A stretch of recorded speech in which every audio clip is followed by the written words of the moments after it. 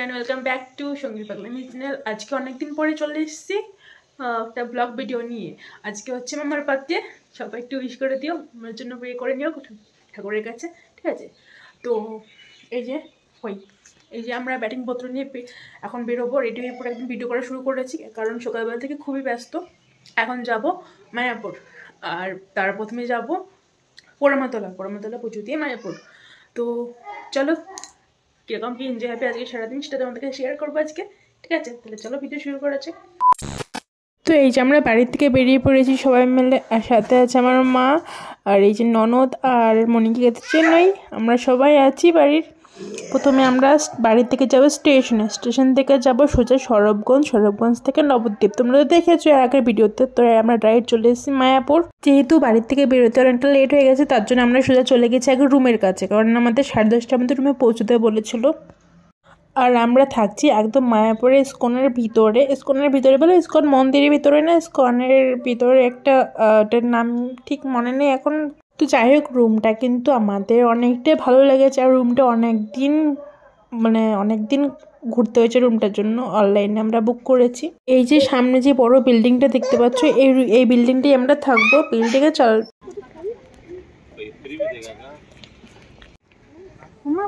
এই হচ্ছে আমাদের ফাইনাল রুম।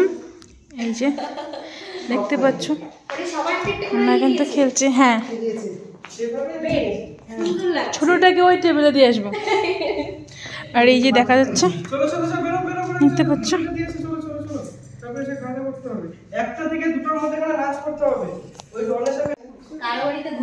এরকম ঘুরতে আসা অনেক ভালো।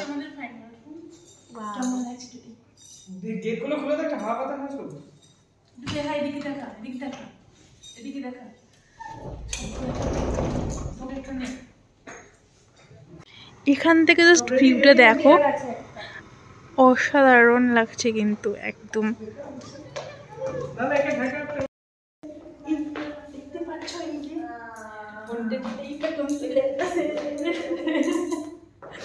সত্যি কথা বলতে রুমটা আমাদের খুবই পছন্দ হয়েছে। তো দেখতে পাচ্ছ রুমের বাইরে দেখালাম তো, এই তখন অনেকদিন ধরে চেষ্টা করছি রুমটা বুক করতে, তারপরে ফাইনালি পেয়ে গেছি আমরা রুম। তো চলো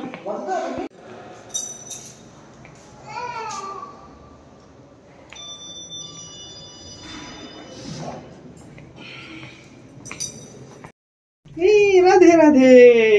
মোমো তো ভয় লাগছে না?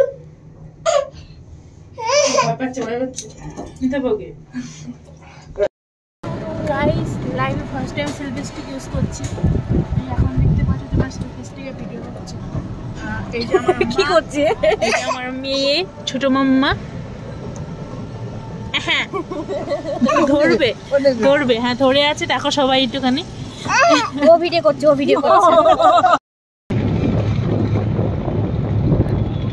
পাখির মতন উঠছে এখন। তো রুম থেকে আমরা সব ব্যাটিংপত্র রেখে এরপর চলে গেছি সোজা নবদ্বীপ।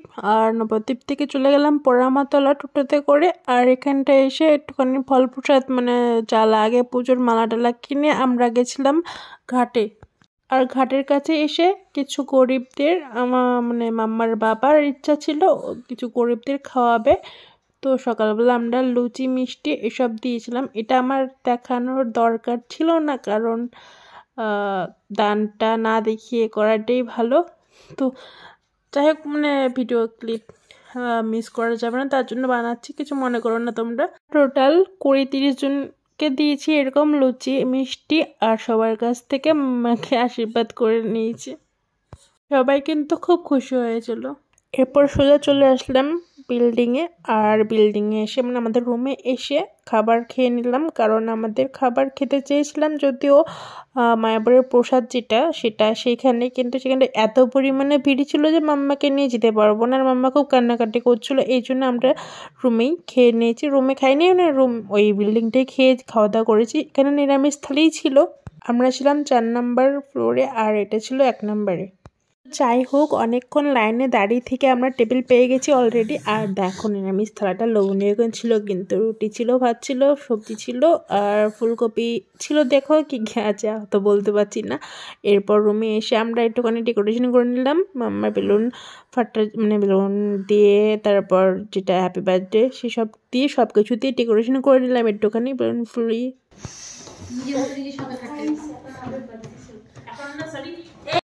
এখন আমরা যাচ্ছি সন্ধ্যারাতে নৃত্য করতে, ঠিক আছে? আমরা সবাই রেডি। এই যে এই যে এই যে দেখতে পাচ্ছ। আর এইটুকুনি ব্যস্ত আছে, ঠিক আছে? এখন কথা বলবেন না, পরে ঠিক বলবে। চলো এটা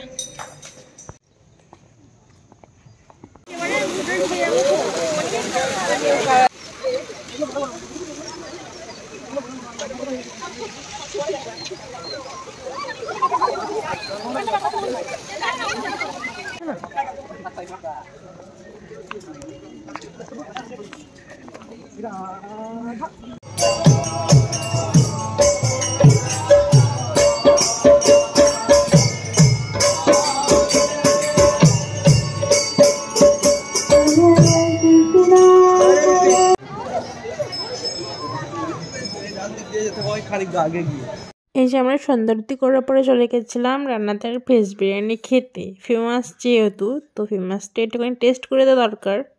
আর এদিকে এসে একটা কাণ্ড ঘটে গেছে, সেদিকে এখানে ঝগড়া বেঁধে গেছে, পাশাপাশি দুটো দোকান রান্নাদার সাথে ঝগড়া করছে 2000 years later. সন্ধ্যারতি করতে করতে আর কি বলবো, ঘোরাঘুরি করতে করতে অনেক রাত হয়ে গেছিলো। মাম্মা ঘুমিয়ে পড়েছিল, রাত 12টা বেজে গেছিলো। তো সেরকম ভিডিও মানে যে বার্থডে সেলিব্রেশন করেছি রাত্রেবেলা, সেটা ভিডিও করা হয়নি। একটা ছবি আছে, তো সেটা পোস্ট করে আর কি দেখাবো বলো। তো যাই হোক, সকালবেলা ঘুম থেকে উঠে আমি একটুখানি ফ্রেশ হয়ে, আবার আমি বলতে আমরা সবাই মিলে ফ্রেশ হয়ে একটুখানি ঘোরাঘুরি করে নিলাম, মর্নিং ওয়াক বলতে গেলে একটু ভিডিও শিডিও করে নিলাম সবাই মিলে। আর একটুখানি ব্রেকফাস্ট করে নিলাম। ইডলি ছিল আর সাম্বার ছিল, আর ছিল ওটা ইডলি বলে। তো যাই হোক, তারপরে সোজা চলে আসলাম বাড়ি। আমরা বাড়ি এসে সবাইকে একটু খাওয়া দাওয়া তো করতে হবে না, তো বাড়িতে সবাই মিলে একটু পিকনিক টাইপের আমরা বার্থডে সেলিব্রেশন করলাম, পিকনিকের মতন করেই।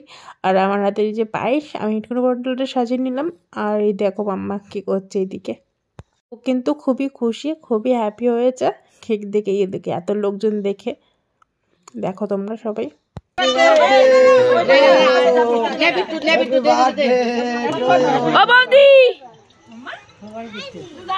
নাহলে তুই ওই সাইডে গেলে দাদা সাইডে।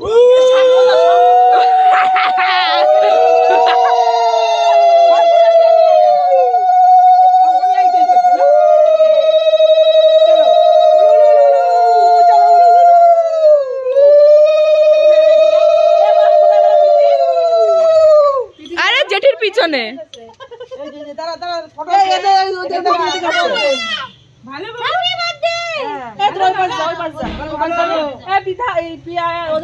তোমার একটু সরাও, দাঁড়াও দাঁড়াও, একটু সরাও দেখি। শোনা এদিকে আসো, এদিকে ফটো ফটো এদিকে চলে ওদিকে চলে আয় আয় এদিকে আমার কাছে নে মো মেকে দিও আরে এদিকে আসো, ফটো এদিকে।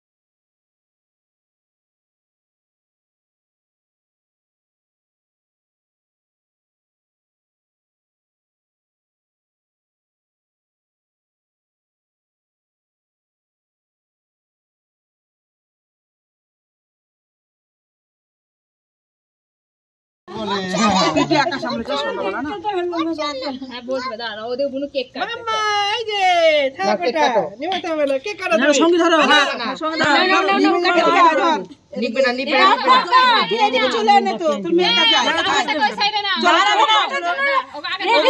অলরেডি ও কি করে রেডি মাসকা নিয়ে ওকে নিয়ে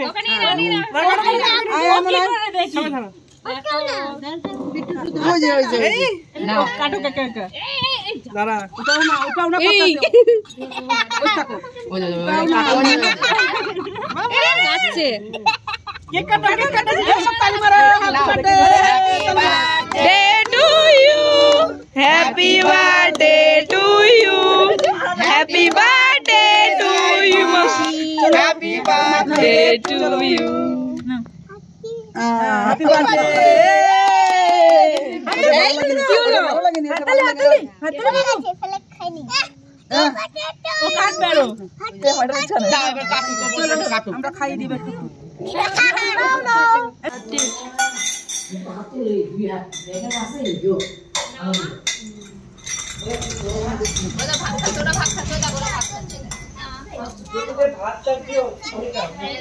নিরামিষ মেনু আছে ডাল আর এই জন্য সয়াবিনের ঘ্যাট,